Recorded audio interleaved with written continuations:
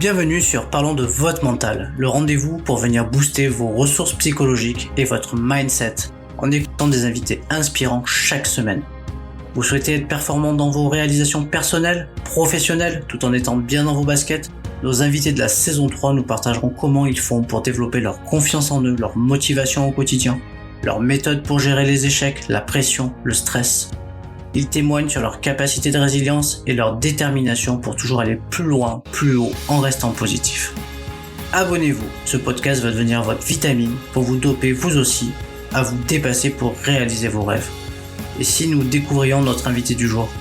Bonne écoute à toutes et à tous.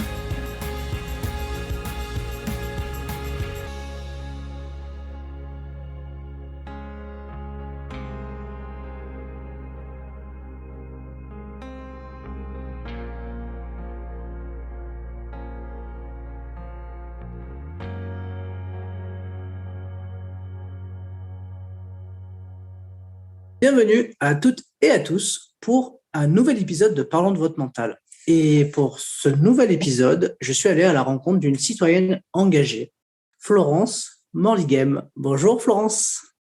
Bonjour Sébastien, merci de votre invitation. Écoutez Florence, c'est moi qui vous remercie. Je suis très très content de pouvoir aller encore une fois de plus introspecter le mental et dans un univers encore différent, avec de nombreuses réalisations, en tout cas sur le plan professionnel de votre côté, et puis comme je disais, une citoyenne engagée par plein de choses. Donc, du coup, vous pourrez nous en dire un petit peu plus. Mais en tout cas, voilà, merci beaucoup d'avoir répondu à cette invitation qui me tenait à cœur. Nous voilà partis pour une belle interview. Je suis prête, je vous écoute. Alors, Florence, est-ce que je peux te tutoyer? Ça ne te pose pas de Oui, j'allais poser la même question. On peut se tutoyer, ça ne me pose aucun problème. Alors, est-ce que tu pourrais un petit peu présenter brièvement un peu ton parcours de citoyenne engagée? Alors, mon parcours de citoyenne engagée, il a commencé assez tôt. C'est-à-dire que quand j'étais étudiante, je me suis engagée dans une association qui s'appelait l'École à la maison et où j'allais aider des enfants en difficulté scolaire à faire leurs devoirs, à éviter d'accumuler du retard. Donc, en général, c'était des enfants malades.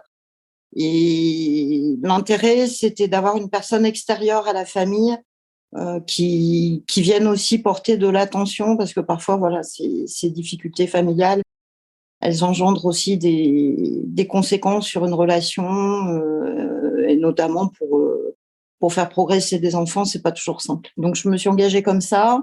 Ma vie privée, elle est assez simple. Je me suis mariée, j'ai eu 2 enfants, j'ai divorcé. J'avais travaillé tout de suite après mes études en DUT technique de commercialisation à la Chambre de commerce de Valenciennes, où j'étais chargée d'organisation événementielle. Et puis, je me suis mariée, mon mari a été muté, j'ai quitté mon travail. Je n'ai pas travaillé pendant 15 ans. Et puis, j'étais mariée en séparation de biens, donc est venu le jour du divorce, qui engendrait des conséquences difficiles pour moi, vu qu'en séparation de biens, je suis partie avec pas grand-chose, sinon mes 2 enfants. Ça n'a pas été simple à gérer. Donc, j'ai dû retourner à l'emploi après 15 ans d'inactivité. Alors, je dis inactivité, mais j'ai toujours été active bénévolement à la bibliothèque de l'école, sur plein de choses parallèles. J'ai déposé un brevet de litière jetable pour chat à l'époque. Enfin, j'ai toujours essayé aussi de rester active, passer de la vie facile à la vie difficile. Ce qui fait que je me suis retrouvée au final dans un logement social, dans un quartier populaire de la ville, alors que j'habitais vraiment une zone résidentielle et privilégiée avant. Je suis partie de 4 séjours de vacances par an à rien du tout pendant plusieurs années. Voilà, donc j'ai rencontré des difficultés du quotidien qui m'ont éveillée à beaucoup de choses, et c'est vraiment ce qui m'a donné l'envie de m'engager par la suite politiquement. Voilà, ça c'est le petit parallèle qui m'amène vers En Marche, quand Macron, à l'époque candidat, a dit vous avez des choses à dire, je suis là pour vous écouter. Je dis mais moi j'ai des choses à dire, je vais aller les dire. Et donc, je suis allée dire qu'au cours d'une période de chômage, parce qu'après avoir retrouvé du travail, j'ai connu des pertes d'emploi aussi. Et à un moment où j'étais au chômage, il y a une dizaine d'années, Pôle emploi, à l'époque, s'occupait pas du tout de moi parce que dans mon quartier prioritaire, pour eux, je faisais pas partie des publics prioritaires. Mon CV était bien fait, j'avais une bonne élocution. Si vous cherchez, vous allez trouver. Sauf que non, ça marchait pas. J'avais plus 20 ans, donc je coûtais un petit peu plus cher peut-être que des jeunes qui sortaient des écoles, qui étaient bien formés à toutes les nouvelles pratiques de communication, etc. Voilà, qui évoluaient à ce moment-là à un rythme assez incroyable. Et un peu en désespoir de cause, je me suis présentée à la mairie de mon quartier pour expliquer que je cherchais du travail, que Pôle emploi, voilà, m'accompagnait pas, et pour savoir s'il y a une structure qui pouvait m'accompagner. Et là, j'ai été reçue par une assistante sociale qui m'a expliqué qu'à mon niveau de salaire, je devais réfléchir parce que j'avais peut-être intérêt à rester au chômage, même si les derniers mois vers le chômage longue durée étaient difficiles, pour ensuite bénéficier des 100% d'APL, de la CMU, etc., etc. Donc, c'est quelque chose qui m'a profondément choquée. Et bon, mon éducation fait que je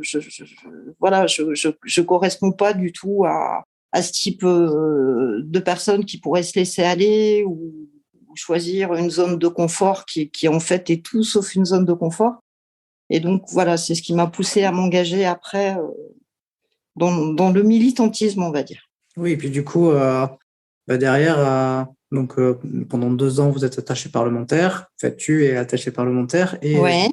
Et ensuite, s'en vient une période où finalement, tu es député à l'Assemblée nationale de 2019 à 2022. Donc du coup, finalement, ce qui est assez, moi, ce que j'aime bien dans ce parcours-là, c'est que ça ouvre la porte aussi de se dire que n'importe quel citoyen engagé peut aussi ambitionner d'aller porter sa parole au plus haut. Voilà. Alors moi, c'était pas du tout mon ambition première. En fait, quand j'ai tapé dans Google En Marche Lille pour voir s'il y a quelqu'un à qui je pouvais aller dire ce que j'avais à dire. Et voilà, j'ai rencontré donc sur Internet celui qui est devenu co-créateur du comité avec moi, qui s'appelait Slima Mani. Et puis voilà, il m'a dit écoute, le courant passe bien entre nous, j'ai monté un comité, est-ce que tu veux le co-animer avec moi? Donc on a lancé notre comité. Et j'ai toujours été très, très attachée, que ce soit pendant l'activité de mon comité ou par la suite, à l'écoute. Parce que souvent, c'est dans l'écoute qu'on trouve les meilleures solutions. Et pour moi, mon travail de politique, 70% de ce travail, c'est l'écoute. C'est l'écoute des spécialistes, des experts, c'est l'écoute du citoyen, c'est l'écoute du travailleur, l'écoute du soignant, l'écoute du détenu, du gardien de prison. Tout passe par l'écoute. Et l'écoute, c'est aussi quelque chose qui s'apprend.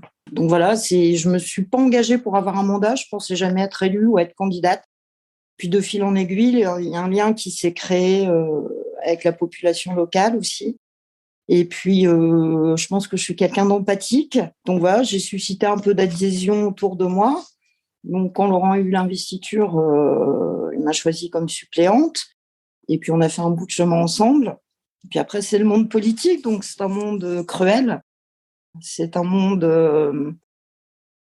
très cruel. Et voilà, quand on y arrive, j'allais dire juste à la force du poignet, juste parce qu'on est qui on est, et qu'en plus on est une femme, on fait un peu peur, je pense. Ah oui, être une femme, Comment ? ça fait peur. Être une femme, ça fait peur de. Non, mais quand on est moi, je sais aussi que les gens avec qui je travaille ou que j'ai rencontrés ou qui ont adhéré En Marche suite à des échanges qu'on a pu avoir ensemble, ces personnes, elles sont aussi attachées à mon histoire personnelle. Parce que là, c'est un peu en aparté, mais pour moi, la promesse non tenue d'En Marche, c'est justement cette promesse du renouvellement citoyen. Alors, ça a ouvert les portes, comme toujours, à des dérapages. Voilà, je mets pas en doute le goût, par exemple, d'un Louis Boyard pour l'intérêt général. Non, je comprends pas du tout le sens de son travail. Être député, porter un mandat, c'est exercer une très lourde responsabilité. Quand on devient élu, on ne peut plus se contenter d'être un simple militant. Revendiquer à un moment, c'est bien, mais d'abord, faut revendiquer une promesse qui soit compatible avec la réalité. Et puis en prenant le mandat, en s'engageant vraiment en politique, Moi, ce que j'ai compris assez rapidement, c'est que je pouvais être attachée personnellement à certaines idées de manière, pas dire raide, mais voilà, être assez déterminée sur une idée politique, et puis me rendre compte, en fait, au fur et à mesure, que l'engagement politique, on le prend pour servir son pays. On le prend pas pour se servir soi, servir ses intérêts ou servir une idéologie. Tous les jours, l'histoire de notre pays, elle s'écrit, et en fait, moi, ce que j'ai acquis, c'est que mon rôle de politique, il est de contribuer à la plus belle écriture possible de l'histoire de mon pays. Donc c'est pas quelque chose qu'on écrit tout seul. Et c'est une particularité de la vie politique qui, je pense, passe un peu au second plan aujourd'hui. C'est-à-dire qu'aujourd'hui, on a beaucoup d'élus qui font beaucoup leur propre communication, qui font leur propre militantisme, qui sont plus capables de converger. Là, on est sur la période de la réforme des retraites qui est pas le sujet simple. Mais après, ce sera l'immigration. Il y a plus de convergence. On n'est plus capable de se mettre autour d'une table pour parler sereinement et faire émerger des idées. La politique, elle manque beaucoup de créativité. Les politiques font de la politique comme on en faisait il y a 50 ans. Il y en a qui rêvent de devenir les nouveaux Hugo ou les nouveaux Jaurès dans l'hémicycle. Hugo, Jaurès, je veux dire, beaucoup de députés qui sont exprimés avec beaucoup de vigueur et de véhémence. À l'époque, il n'y avait pas les réseaux sociaux, il n'y avait pas la télé en live. Donc, pour que l'histoire circule, voilà, il fallait imprégner. Aujourd'hui, on est dans la surimprégnation de ça, en fait. On est dans la politique du buzz. Je pense qu'il n'y a aucun parti qui fait exception à ça. Et je pense que, un, c'est dangereux pour la démocratie. Deux, ça provoque un rejet. Je disais pas plus tard que ce matin, il y a plus de 50% d'abstention des élections législatives. Et aujourd'hui, on voudrait me faire croire qu'il y a 80% des Français qui sont contre la vie parlementaire.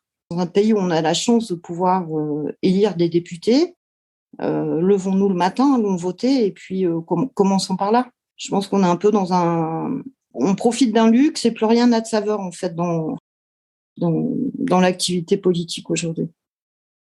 Ouais, je comprends. Si j'amène un petit peu du coup la dimension du mental dans ce secteur qui est la politique, comment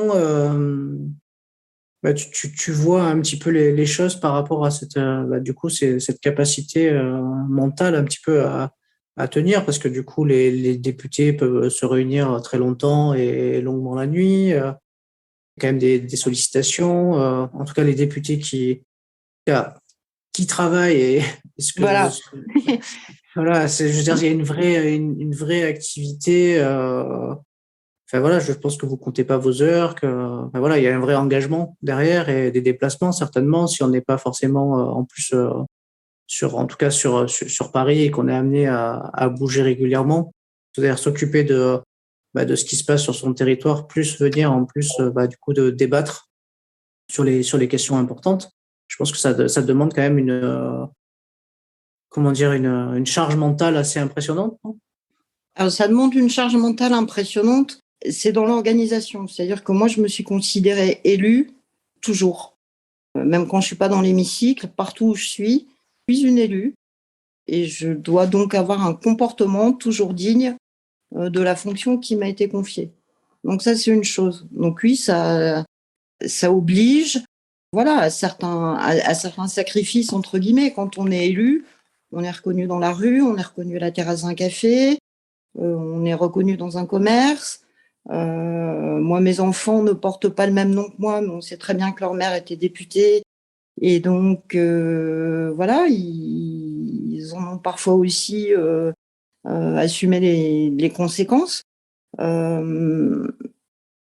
Donc, c'est quelque chose, je pense, qui nécessite une personnalité capable de faire la part des choses. Moi, j'ai consacré mon temps aussi bien à Paris qu'en circonscription. J'ai répondu à toutes les demandes que j'ai reçues de citoyens en circonscription. En plus, j'étais en période de Covid, donc je pouvais pas faire de réunion, donc c'était toujours des face à face. Je me suis toujours attachée à répondre. Je n'ai jamais laissé quelqu'un sans réponse. Donc effectivement, c'est une somme de travail considérable. Il n'y a pas de samedi, il n'y a pas de week-end. Il y a les séances parfois de nuit en hémicycle qui sont très longues. qui demandent de la préparation. Les horaires sont toujours incertains, on ne sait jamais vraiment quand on aura fini. Donc, on ne peut pas avoir un style de vie qui soit ordinaire avec un horaire de travail qui pourrait être de 8 heures à 20 heures. C'est quelque chose qui n'existe pas. Votre téléphone sonne toujours, il y a toujours une urgence à régler, il y a toujours quelqu'un qui a envie de vous entendre. Donc, tout ce temps que moi je donne, moi je veux bien le donner, mais il faut que j'en fasse quelque chose. Si c'est pour écouter et puis avoir oublié 5 minutes après, j'écoute pas les gens pour leur faire plaisir. Mais souvent, les gens qui viennent nous consulter, ce sont des personnes qui sont dans la difficulté. Donc, il faut être capable d'encaisser parfois des situations extrêmement difficiles, notamment pendant la période de la crise sanitaire. Tout au début, j'ai parfois été amenée à gérer des situations émotionnellement impactantes. Mais il faut savoir faire la différence, il faut savoir faire une coupure. C'est-à-dire qu'au moment où on décide de débrancher, je vais dormir, c'est tout. On ne s'endort pas en pensant à monsieur untel ou à madame Michu qui est dans la peine ou dans la difficulté. Sinon, on n'avance pas. Mais ça, c'est quelque chose, justement, dans le bénévolat. J'ai travaillé dans le bénévolat, enfin, travaillé. J'ai été bénévole dans une association de redistribution alimentaire. Et c'est pareil, quand le dimanche, on redistribue des denrées à des personnes qui ont faim. Moi, j'ai vu des personnes leur donner un morceau de pain et elles le mangeaient tout de suite. Elles n'attendaient pas 5 minutes d'être sorties. Elles avaient faim. Ces personnes-là, moi, quand je rentre le dimanche soir chez moi, elles sont dans leur quotidien difficile. Moi, je rentre dans mon confort. Donc, il faut être capable toujours de trouver un équilibre à ça. De pas non plus se laisser emporter dans un flot qui est sombre. Oui, je comprends. Je comprends. Si tu es d'accord, Florence, on va, comme le veut en tout cas la tradition du podcast, on va faire un petit portrait chinois qui va nous permettre de mettre un peu des couleurs sur ta personnalité et savoir un peu ce que tu aimes. Et après, on ira introspecter un petit peu qu'est-ce qui se cache derrière ton mental à travers tes expériences, ton vécu et quelle est ta philosophie un petit peu de comment se préparer mentalement, aussi bien sur le plan professionnel que sur le plan personnel. Donc, on attaque le petit portrait chinois. Allons-y. Si tu devais choisir une couleur, Florence, quelle couleur choisirais-tu et pourquoi? Alors, je choisirais le vert parce que c'est la couleur des yeux de ma maman. Et le regard de ma maman sur ma vie est important. Si tu devais identifier un moment de la journée que tu préfères, ça serait lequel? Le matin, quand je prends mon premier café, c'est un moment que j'adore. L'odeur du café le matin, c'est magique pour moi. Alors, j'aime bien comme tu précises, le premier café, ça veut dire qu'il y en a plein d'autres derrière. Il y en a plein d'autres derrière, mais vraiment, j'aime me réveiller. En ce moment, je me réveille avec une vie où je suis en train d'essayer de reconstruire un projet. Mais voilà, j'aime me réveiller. Voilà, c'est un moment formidable. J'ai un bon sommeil, donc en général, je me réveille du bon pied. Si tu devais choisir un livre qui t'a inspiré, ou t'inspire encore même. Alors, je dirais Le vieil homme et la mer, parce que je suis en train de le relire et que c'est un livre qui m'avait marqué quand j'étais enfant. J'avais dû lire ça, je pense, au collège. Et voilà, ce combat entre le vieil homme et la mer, il mérite d'être lu à 10 ans et il mérite, je pense, d'être lu plus tard parce qu'il amène un éclairage sur beaucoup de choses. Il y a le lien d'affection entre un jeune enfant et un vieux pêcheur. Il y a le combat d'un pêcheur voilà, qui fait appel en fait à beaucoup de symbolisme de la vie. Ça interpelle aussi sur l'échec. Je réussis, mais au final, peut-être que j'échoue. Mais voilà, la morale, c'est un peu qu'un homme, ça peut être détruit, mais jamais vaincu. Donc c'est voilà, moi, je suis partisane justement de voir le verre toujours à moitié plein et jamais à moitié vide. Quand j'étais en grosse période de difficulté, parce que j'ai connu une période de difficulté assez difficile. Quand je me levais le matin, je me disais, Florence, tu as la santé. Et si tu as la santé, tu as tout. La santé, c'est le seul truc qui ne s'achète pas. Pour le reste, on peut toujours se débrouiller. Mais la santé, c'est vraiment pas du tout hypocondriaque ou quoi que ce soit, hein, loin s'en faut. Mais à chaque fois, je me disais, tu as cette chance.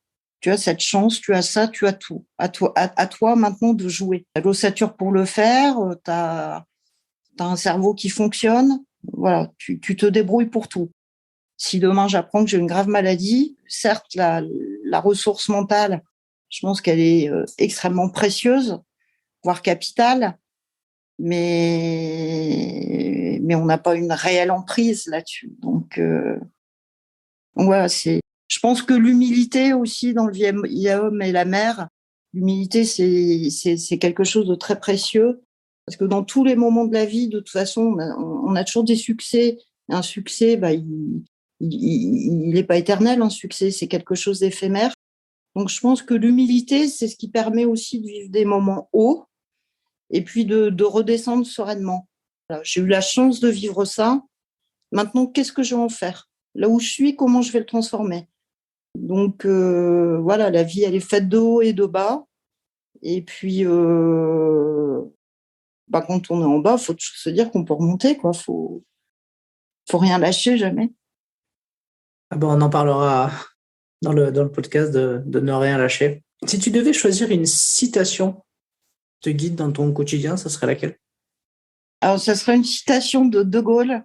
Entre possible et impossible, il y a 2 lettres et un état d'esprit. Donc, De Gaulle, d'abord, il est né à Lille. Donc, ici, c'est un personnage emblématique. Voilà, comme partout en France, je veux dire. Mais je veux dire, à Lille, il y a, voilà, à chaque fois qu'on passe devant chez Mère, moi, à chaque fois, je pense au gaufre du Général, etc. Voilà, ici c'est un souvenir qui est resté vivace. Puis c'est un grand homme et dans l'esprit militaire, la guerre arrive toujours quand on la prévoit pas, sinon c'est pas la guerre. Dans l'esprit militaire, que ce soit dans l'esprit de conquête, de victoire, de défaite, de rapport à la mort, parce que moi je suis très partisane de cette idée que réussir sa vie, c'est réussir sa mort. Hein. Je suis très, comment dire, j'ai une vie spirituelle qui est assez active, pas forcément dans la pratique religieuse, mais je suis assez souvent dans l'introspection. Quand vous m'avez demandé la couleur, j'ai répondu vert parce que c'est le regard de ma mère. Je suis pas d'accord avec ma mère, surtout politiquement. On a des divergences. Mais ma mère, quelque part, c'est mon repère. C'est elle qui m'a donné des outils. C'est un modèle pour moi parce que ma mère aussi, elle a eu une vie qui la prédestinait pas à avoir la culture générale qu'elle a. Et la culture générale, c'est pareil, c'est Général de Gaulle, j'ai plus la citation exacte, mais voilà, la culture générale, j'allais dire, c'est l'arme absolue quelque part. C'est indispensable pour réussir, pour progresser. On progresse pas sans effort. Donc voilà, les efforts, il faut les accomplir. Et il faut donner l'envie aux autres d'en faire aussi. On ne réussit rien par magie. Il y a un facteur chance, il y a un facteur peut-être destin, il y a des tas de facteurs qui interviennent. Le premier facteur, c'est nous. En tout cas, moi, dans ma vie, je me place clairement au centre de ma vie en me disant que ce que j'en fais dépend de moi, quoi qu'il arrive. Même si j'ai connu des échecs dans ma vie. Moi, divorcer, ça a été un échec. Pour moi, c'était terrible. C'était pas mon projet de vie. Mais l'échec, c'est pas la rupture, c'est de ne pas surmonter la rupture. Donc voilà, je suis sur ce chemin-là. Ok. Si tu devais nous donner une de tes qualités, ça serait laquelle? La loyauté. Je pense que la loyauté, c'est une vertu. Donc, on doit être loyal aux engagements qu'on prend et les tenir, même si parfois c'est dans l'adversité, et notamment en politique, parfois on prend des engagements qui sont pas faciles à défendre. Mais voilà, la loyauté, pour moi, c'est un peu une noblesse d'esprit. Après, la gentillesse, j'ai plein de qualités. Ok, du coup, pour cette qualité, si tu devais définir ton principal trait de caractère, ça serait lequel? La franchise. Donc, c'est pareil, hein, comme tous les traits de caractère, c'est pas toujours facile à gérer. Mais je suis une personne franche. Donc, quand j'ai quelque chose à dire, je le dis, tout en sachant que parfois, bien dire, c'est se taire. Ça, je l'oublie jamais. Bah oui, bah oui, oui, bah oui, bah oui, bah oui. Non, mais c'est tout simple, hein, c'est de la sagesse populaire, mais voilà. Est-ce que tu écoutes la radio et plus particulièrement des podcasts? Alors, des podcasts, j'en écoute assez peu. J'écoute le Rubicon, qui est un podcast sur les sujets défense. Parce qu'en étant députée, j'ai participé à une session d'IHEDN en politique de défense.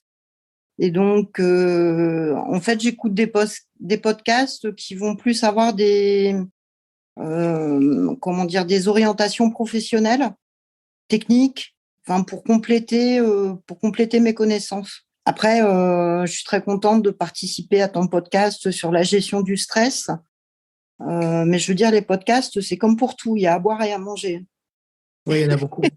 Non, mais il y en a aussi beaucoup. Enfin, je veux dire, c'est du vent, hein.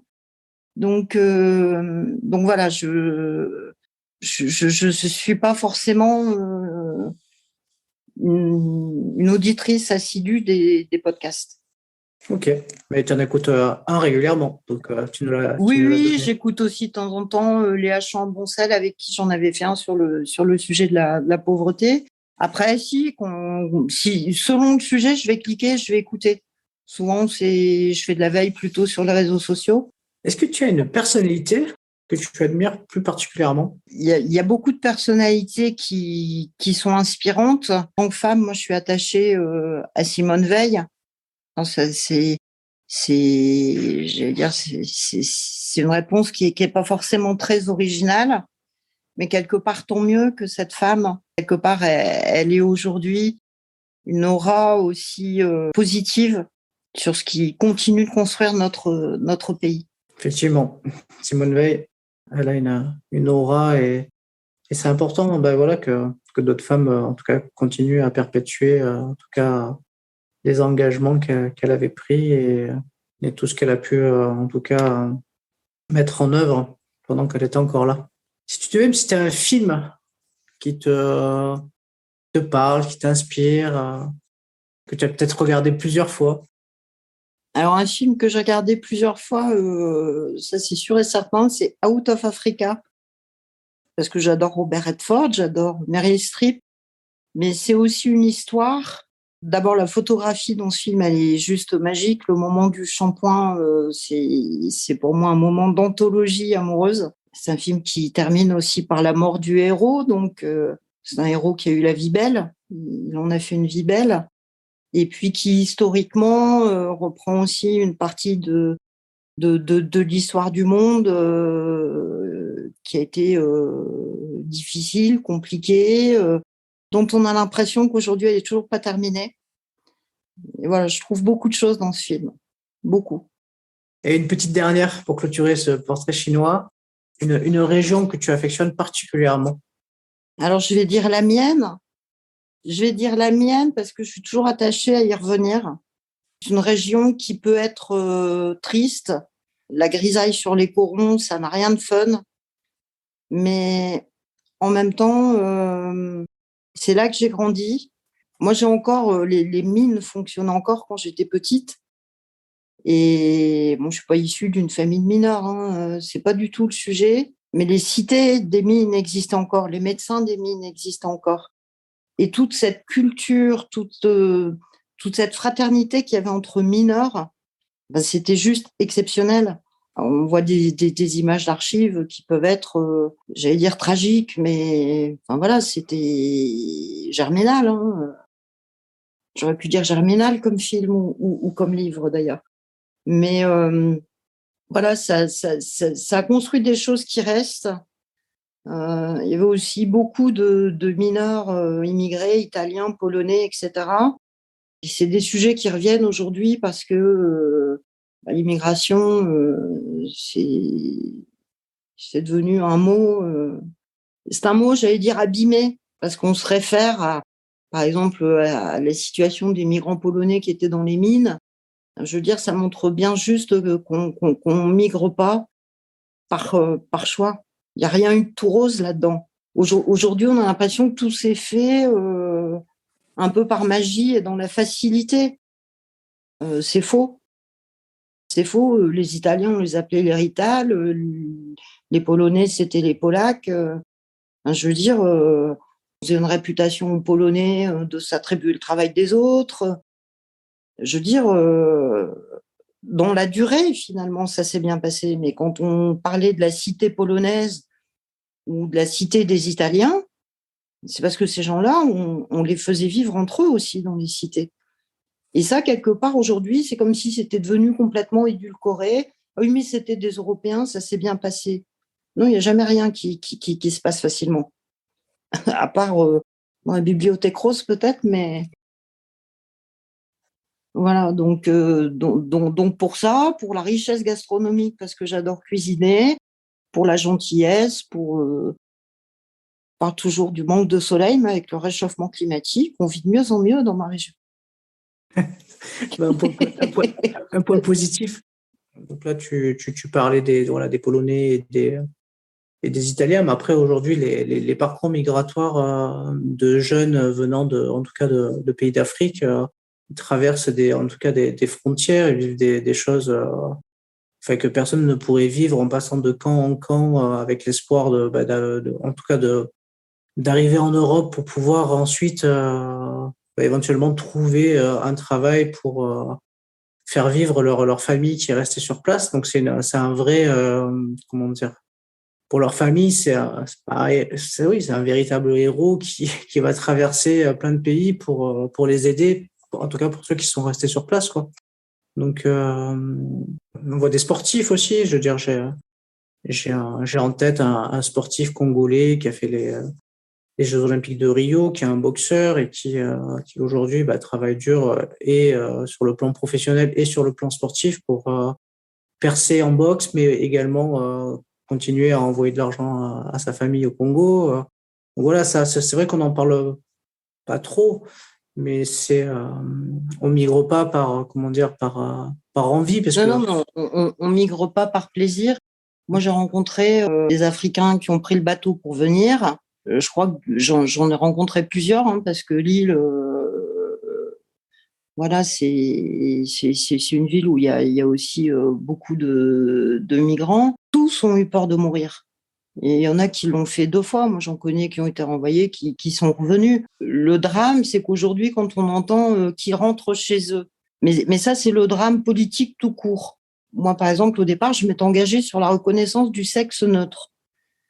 Donc, c'est pas transgenre, etc., etc. C'est reconnaissance du sexe neutre. Plein de gens qui sont venus me voir en hurlant, Florence, tu peux pas faire ça.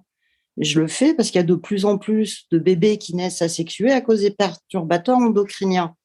Il y a d'autres pays qui ont engagé ce système de reconnaître un sexe neutre. Chez nous, ça n'existe pas parce que ça reste tabou.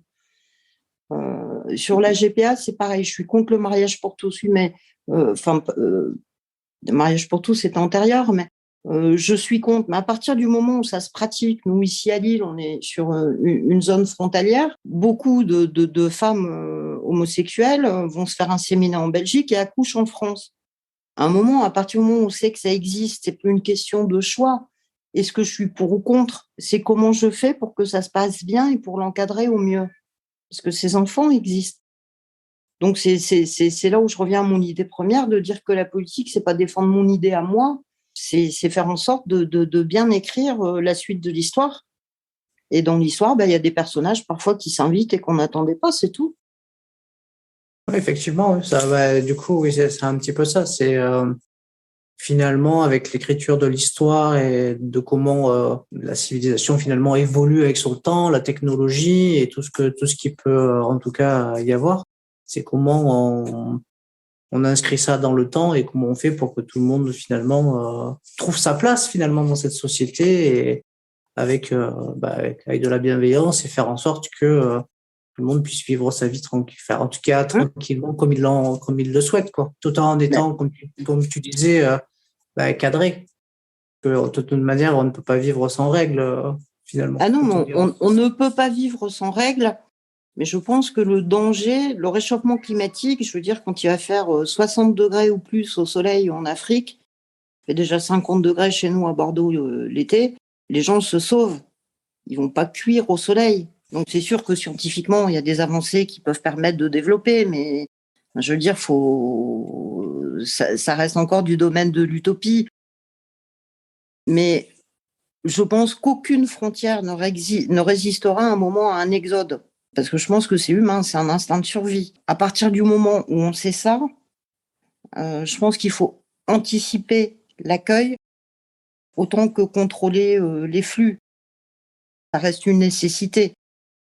Mais je veux dire, il faut pas se voiler la face.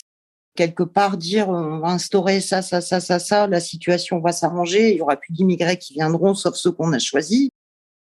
Enfin, pour moi, c'est un mensonge qui dans les 10 ans, va être ravageur. Ça, ce sont des attitudes politiques qui me font peur. Légiférer pour légiférer. Enfin, je crois qu'on est le pays qui légifère le plus au monde.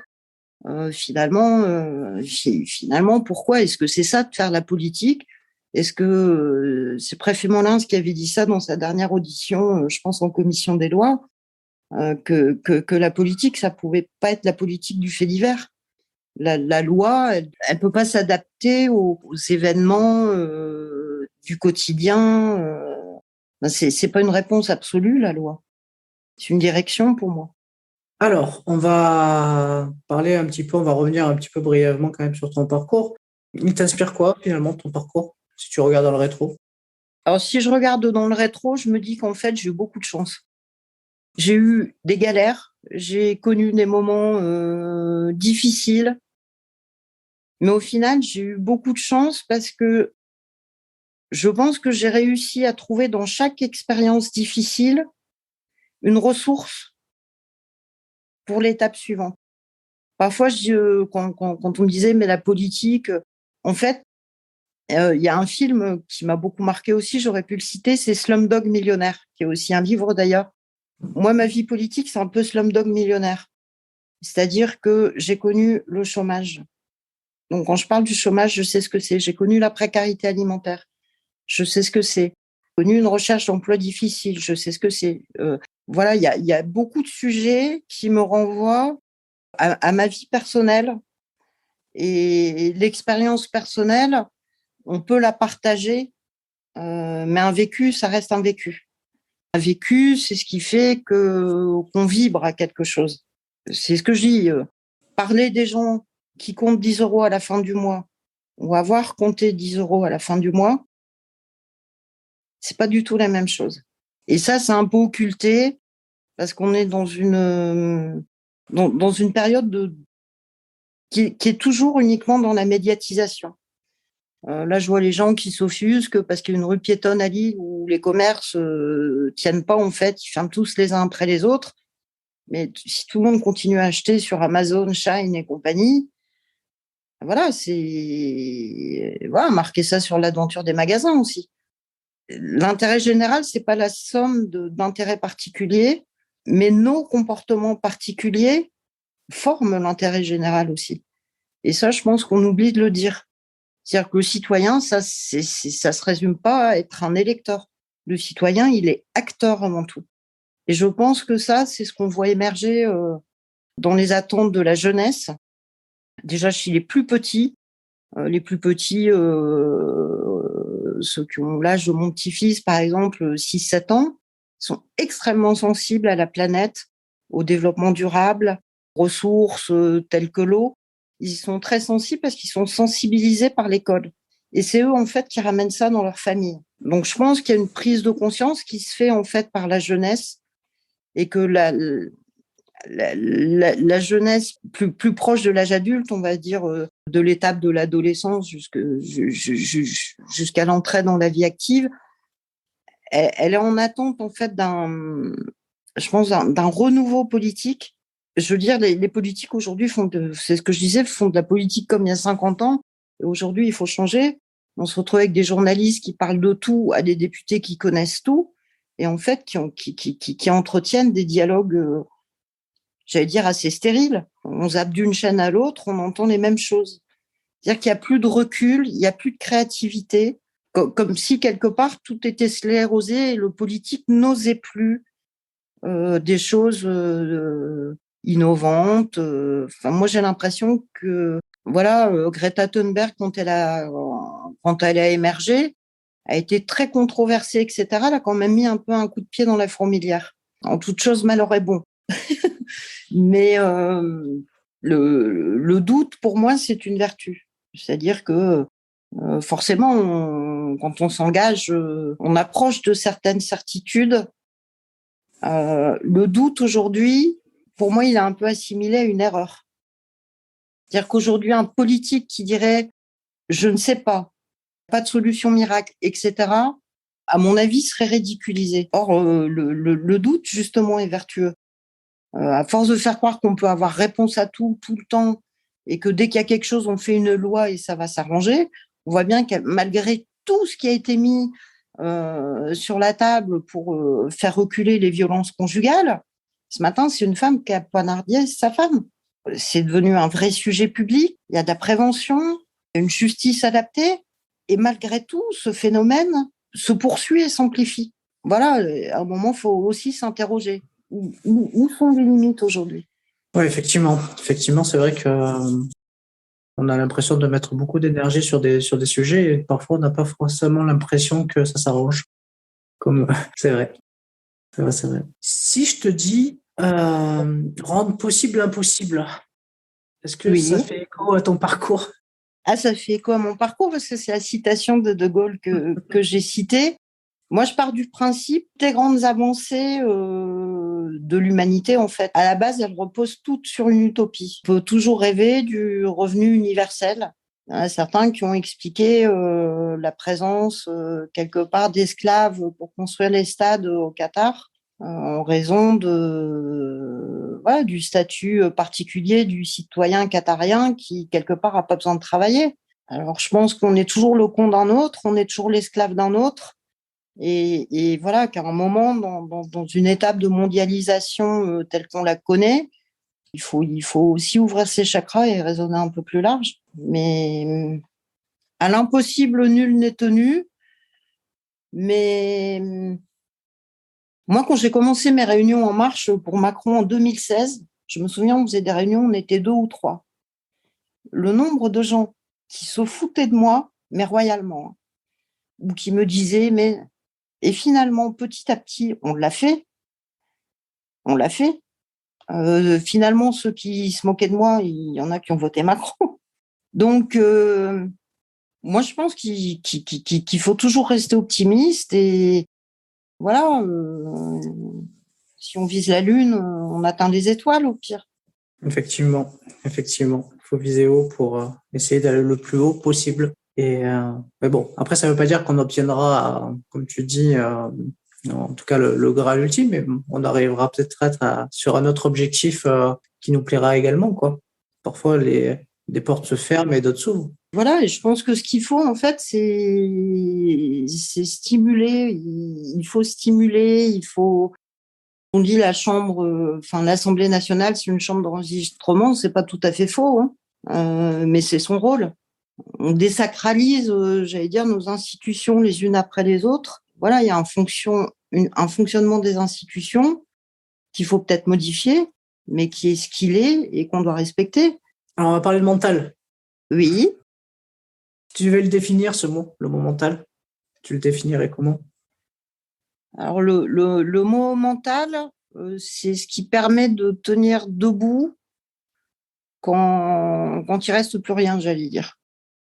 C'est ce qui fait que l'odeur du café le matin n'a jamais changé. Ça a toujours été un bon moment. Même dans les pires moments, ça a toujours été un bon moment. Alors, c'est un moment simple et chaque matin, c'est une nouvelle page à écrire. On peut la laisser blanche, hein.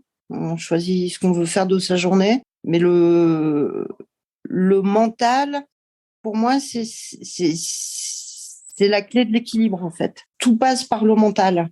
Quand je disais tout à l'heure, bien dire, c'est se taire. Parfois, le silence, je reprends un peu des vieux adages, dans certaines situations, se taire, c'est une force mentale. Le mental, c'est ce qui permet de gérer les émotions, en fait. Donc, bah oui, je suis en galère, je me lève, mais je suis très contente, je vais boire mon café, c'est le moment de la journée que je préfère. La journée sera peut-être pas toute rose, mais au moins ce moment-là, je vais le savourer. Et donc, le mental, c'est ce qui permet, en fait, je pense, au sentiment de ne pas prendre le dessus. On a tous pleuré, on a tous été découragés, on a tous manqué un objectif, on a tous connu une déception amoureuse. Bah oui, c'est difficile, mais c'est la capacité de résilience. C'est ce que je disais à ma fille quand elle était plus jeune. Je lui disais, tu sais, quand tu romps amoureusement, tu verras petit à petit, tu ne vas garder que les bons souvenirs. Et ça, je pense que c'est la nature humaine qui nous donne cette force. C'est-à-dire que moi, j'ai divorcé, ça s'est pas bien passé, etc., etc. Mais plus j'ai du recul par rapport à ça, plus je vais me rappeler des beaux moments. Et ça, je pense que c'est aussi un instinct de survie. En politique, la première fois que j'ai été trahie, ça a été par mes plus proches. Mais j'ai appris qu'on était trahi en politique que par ses plus proches. C'est douloureux. Sur le coup, on est des êtres humains. C'est surtout quand on est attaché à la loyauté. Pour moi, c'était comme une infidélité dans le couple, quoi. C'est vraiment quelque chose qui m'a blessée. Je peux employer ce mot-là. J'ai été blessée, j'ai cicatrisé, et ça ne m'empêche pas. Mais ma cicatrice, je la regarde, et tous les jours, elle m'apprend encore quelque chose. Oui, effectivement, les expériences. Et c'est vrai que la trahison, c'est souvent, c'est souvent le cas, mais ça vient souvent d'un cercle proche. C'est rare puisque finalement, ceux qui sont loin, finalement, on les laisse pas rentrer dans notre périmètre, donc forcément. Non, mais après, je veux dire, en politique, on construit des projets ensemble, on fait des choses ensemble. Je disais, c'est un milieu cruel, c'est un milieu violent, et que ce soit tous les échelons, hein, municipal, départemental, régional. Voilà, la politique, c'est un résumé du monde ordinaire, sauf que c'est une puissance supérieure, quoi. Je pense que ça va plus vite. Donc, c'est un milieu dans lequel on ne peut avoir. On est obligé de se mettre soi-même au centre de son projet. Je comprends. Pour en tout cas lui permettre d'exister et puis de voir le jour. C'est ça Voilà. que tu veux dire? Alors moi, j'ai jamais eu tendance à trop compter sur les autres. Il faut compter sur soi, quoi. Moi, j'ai beaucoup d'admiration pour les sportifs. Alors, j'étais plus sportive dans ma jeunesse, je ne suis plus aujourd'hui, mais qui se fixent des objectifs, qui souffrent physiquement pour y arriver et qui ont la ressource mentale pour passer des étapes. L'exploit sportif, voilà, c'est vraiment faire quelque chose de son corps. C'est quelque chose de très puissant.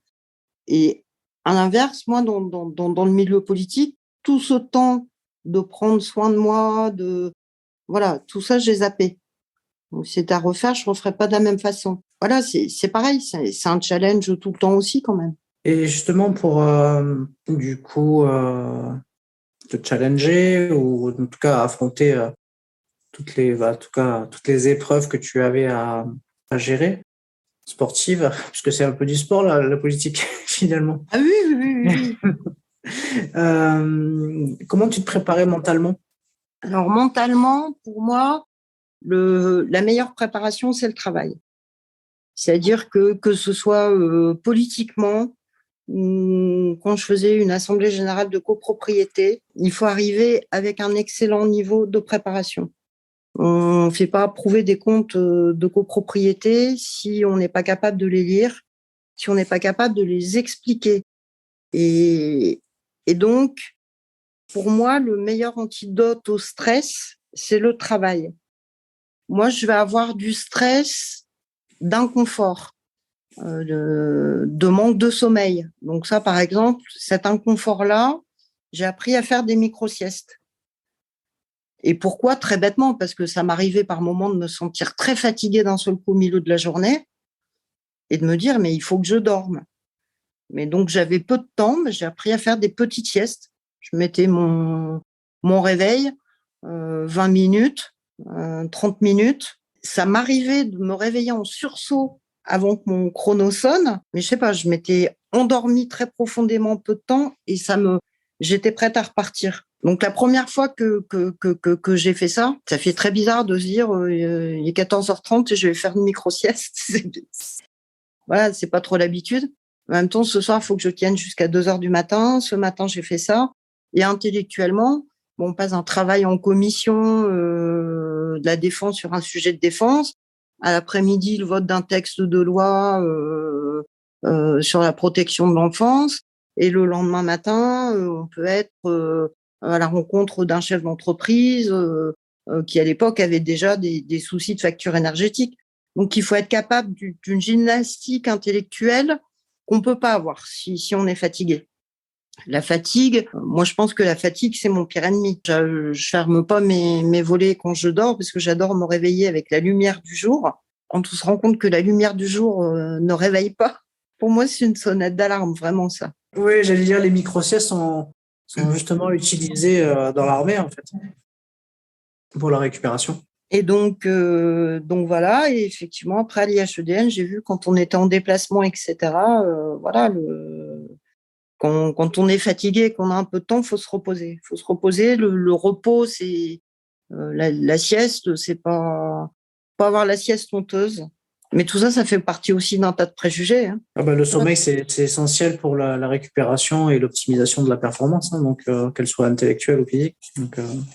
Donc voilà, c'est essentiellement ça. Après, sinon, pour me détendre, j'aime beaucoup cuisiner parce que ça me... Si je cuisine, c'est que je reçois, parce que je vis seule. Donc voilà. Le fait d'éplucher des légumes, de toucher, de goûter, ça me remet en connexion vraiment avec moi-même, avec tout ce que j'aime. Aller faire mon marché, choisir mes produits, tout ça, ça fait... Voilà, c'est un régal. Justement, en fait, la culinothérapie, c'est quelque chose qui est utilisé pour se reconnecter à soi-même. En tout cas, c'est un outil qui est très utilisé pour plein de choses, quoi. C'est comme un art, en fait, finalement, la cuisine, pour moi.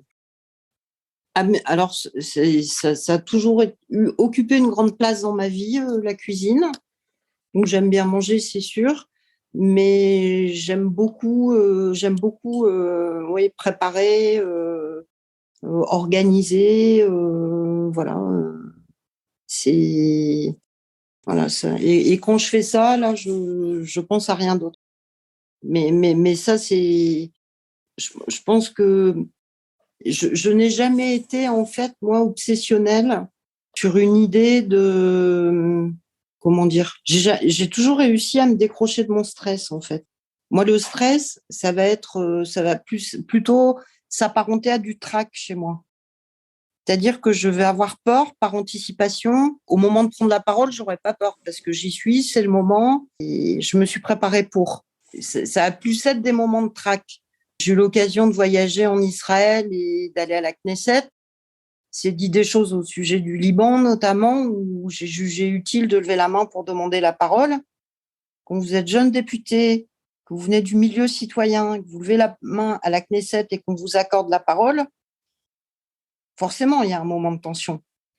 Mais j'ai levé la main parce que je connaissais mon sujet, parce que j'estimais que c'était utile et parce que je me sentais prête. Et j'étais prête parce que j'avais travaillé. Mais c'est sûr qu'au moment où j'ai levé la main, mon cœur, il faisait boum boum quand même. Heureusement, si mon cœur, il palpitait plus, ce serait fini. Et du coup, quand le cœur, il fait boum boum, comment on gère un petit peu ce boum boum?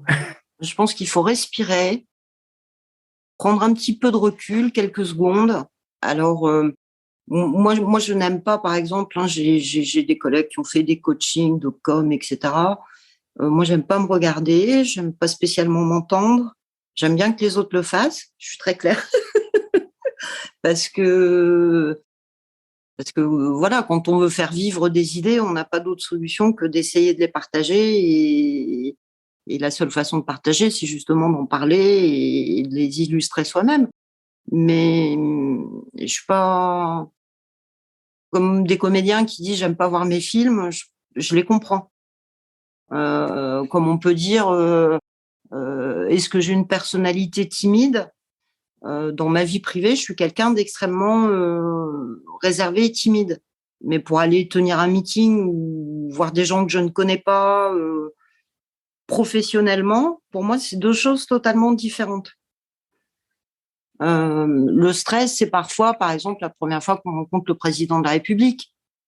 C'est plus une émotion qu'un stress, mais voilà, si j'ai l'occasion d'échanger quelques mots, qu'est-ce que je dis, etc. Ça, c'est des choses qui se gèrent plus sur l'instant. Mais c'est pareil, j'apparente plus ça du trac qu'à du stress. J'étais peut-être stressée quand j'étais petite parce que je me rongeais les ongles, je les ronge plus. J'ai fait de la sophrologie quand j'étais enceinte et je pense que j'en garde aussi quelques traces et que de temps en temps, je peux focaliser sur une image pour trouver un peu de sérénité si j'ai besoin. Mais voilà. On va revenir sur la dernière question que j'ai envie de te poser. C'est que souvent on dit que pour avoir une force mentale, il ne faut rien lâcher. Tu l'évoquais au début du podcast, il me semble. Ouais. À un moment donné. Qu'est-ce que tu vois, toi, derrière ne rien lâcher? Alors, derrière ne rien lâcher, pour moi, c'est tant qu'il y a de la vie, il y a de l'espoir. J'ai eu la chance de suivre la session nationale de l'IHEDN là, pendant mon mandat. C'est un institut qui permet d'étudier les questions de politique de défense au contact des militaires, avec des militaires, et aussi d'autres auditeurs qui viennent d'horizons différents. Donc, il y a aussi bien des gens de l'industrie de l'armement que des chercheurs, que des médecins biologistes. C'est un creuset intellectuel qui phosphore pour essayer de faire émerger des propositions sur certaines thématiques. Donc, c'est très riche parce que déjà au niveau des contacts, on a tous des façons et des approches différentes des sujets. Un militaire ne réfléchit pas comme un universitaire ou comme moi. Et on a eu un séminaire d'intégration qui avait eu lieu au centre d'entraînement commando de Collioure. Donc, on a perçu notre treillis, notre pactage. On a été répartis dans les dortoirs. Et puis, on est allé le lendemain matin s'entraîner sur des épreuves qui sont celles des militaires, certainement adaptées à nos conditions sportives. Je veux dire, j'ai fait la tyrolienne en me jetant d'une falaise pour atterrir dans la mer. J'ai sauté d'une falaise dans la mer, dans une crique où il y avait des rochers. Ça paraît peut-être pas grand-chose pour beaucoup de personnes quand je dis ça, mais je suis une grande trouillarde de la mer. Peut-être le vieil homme et la mer qui m'a traumatisée quand j'étais petite, j'en sais rien. Mais en tout cas, jamais de ma vie, je n'avais sauté dans la mer là où l'eau n'est pas transparente et surtout là où il y a des rochers, parce que je suis terrifiée à l'idée qu'il y ait des bêtes et tout ça depuis que je suis petite. Donc c'est un truc pour moi ça faisait partie des trucs de ma vie qui étaient fermés. Il y en a très peu, mais ça fait partie la plongée sous-marine, tout ça pour moi c'est impossible. Je ne sais pas comment j'ai fait, mais j'ai surmonté ma peur. Quand je suis arrivée la première en haut de la tyrolienne, j'ai dit tout de suite à l'instructeur, je lui ai dit, on va pas perdre de temps, je vais redescendre tout de suite parce que je ne vais pas le faire. Il m'a répondu, je ne sais pas ce qu'il m'a dit, mais j'ai sauté. Quand j'ai vu que la deuxième épreuve, il fallait que je saute dans la mer, mais là, plus d'une tyrolienne, mais moi-même volontairement, je m'y suis reprise à 3 fois en disant, je ne peux pas. Enfin, c'est un truc que j'ai jamais fait en 50 ans. Vous me demandez de faire ça là aujourd'hui, mais pourquoi? J'étais vraiment, c'est tout, on a des angoisses, je pense qu'on a chacun les nôtres. Et je m'y suis reprise à 3 fois et je l'ai fait. Alors, sur le coup, je l'ai fait, je pense qu'au moment où je l'ai fait, mon cerveau s'est déconnecté 10 secondes, j'ai sauté et voilà. Il fallait que je le fasse. Il y avait l'esprit de groupe, l'esprit de cohésion, plein de choses qui font que j'ai surmonté ce qui était vraiment une phobie. Sur le coup, je l'ai fait, j'étais contente. mais sans plus. Mais plus le temps passe, plus je me rends compte de ce que ce moment m'a apporté. Parce qu'en fait, ça m'a éveillée. D'abord, j'ai fait un truc, je croyais que j'en étais pas capable. J'en étais capable. Et je me dis, mais t'en as été capable, et depuis tant d'années, tu te fermes quelque part à la mer, à l'océan, ça te fait peur. Et aujourd'hui, je regarde des documentaires sur la vie sous-marine d'une manière tout à fait différente. J'ai envie de faire un baptême de plongée. J'ai envie encore de remercier le militaire qui était à côté de moi et qui m'a dit, mais si Flo, tu peux le faire, tu peux le faire. Si tu veux, je vais sauter avec toi. Non, je suis une grande fille, je vais le faire toute seule. Et donc, voilà, je pense que mentalement, à ce moment-là, il s'est passé quelque chose pour lever un blocage pareil. Et que lever ce blocage, voilà, dans ces conditions très particulières, ça m'a enrichi pour tout le reste de ma vie. Voilà, c'est un moment, ça, qui restera gravé en moi, parce que cette confiance-là, quand j'allais en vacances avec mes parents, j'avais pas acquis cette confiance de le faire. Jamais, à aucun moment, voilà, ni le père de mes enfants, ni des amis, ni des potes m'ont fait sauter dans l'eau. Et là, je l'ai fait. Et donc, à 50 ans, j'ai surmonté une peur. Je trouve ça formidable. Alors que j'avais fait du parachutisme plus jeune, hein, donc je suis plutôt une casse-cou. Et donc, pas une casse-cou. J'ai pas peur des sensations. Mais ça, c'était vraiment quelque chose qui me bloquait. Et voilà, et c'est pareil, approcher le monde militaire. Quand on est en commission de la défense, on parle des armées. Bon, mon père a fait la guerre d'Algérie, il en parle très peu, mais bon, il y a un rapport à l'institution militaire quand même qui a existé dans mon éducation. Mais quand on est vraiment au contact des militaires, quand on comprend vraiment qu'ils s'engagent pour aller au bout de la mission, hein, c'est-à-dire on vient toujours à la mort, mais de toute façon, voilà, c'est le chemin universel, celui-là. Mais voilà, ils vivent ça au quotidien, ils vivent ça au quotidien avec leur famille. Il y a un niveau d'exigence, il y a une exigence de régularité. Alors, la vie militaire, par exemple, pour gérer le stress, ils sont très aheureux, etc., hein, sauf en opération, voilà. Je veux dire, c'est exactement ce qu'on n'a pas quand on est politique. C'est-à-dire qu'à un moment, il faut se mettre des limites tout seul, sinon on bosse tout le temps. Parce qu'on a toujours envie. Alors moi, c'était pas être meilleur que le voisin ou quoi que ce soit. C'est tout au début, quand j'ai fait mon comité, je me suis dit, si je veux être crédible et que j'ai un écolo qui vient, que je sais pas parler d'hydrogène, je vais passer pour une bille.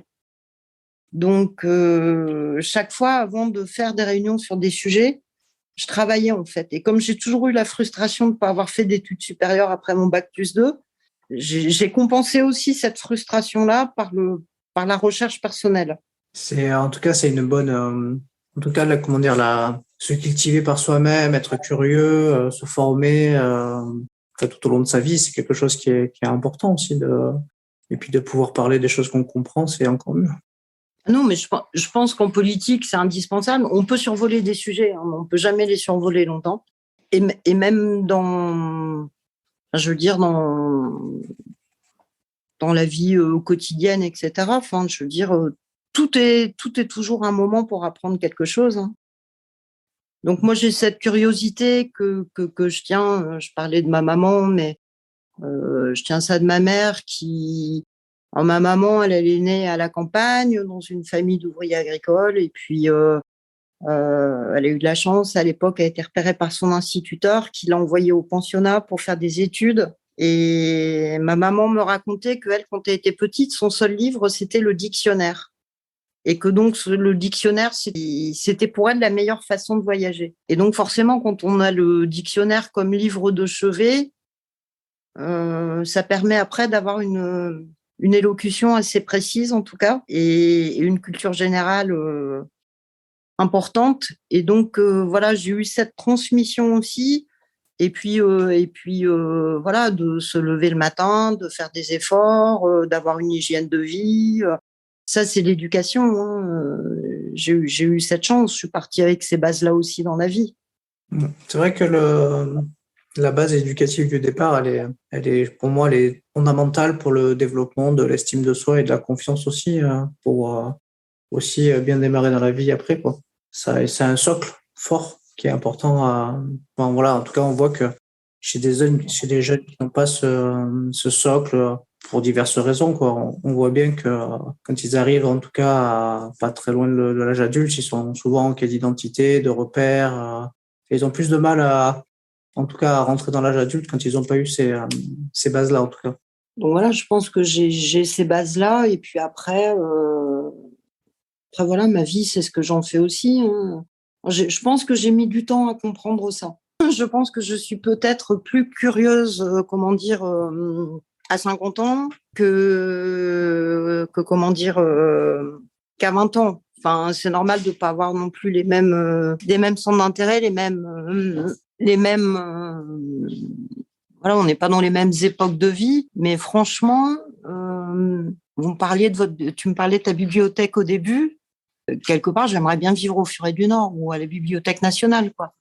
Je me dis, plus le temps passe, plus je me dis que j'aurai pas le temps. Mon angoisse, quelque part, maintenant, c'est plus de me dire, je me rends compte de tout ce que j'ai pas lu, de tout ce que j'ai pas vu, et je me dis, voilà, c'est important pour terminer ma construction. Mais l'œuvre est immense, hein. Effectivement. Effectivement. Alors, pour terminer cet épisode, la tradition du podcast veut que l'invité conclue en laissant une empreinte de quelque chose qu'elle a envie de laisser, quelque chose qui lui tient à cœur auprès des auditeurs. Qu'est-ce que tu voudrais laisser, toi, comme trace dans cet épisode?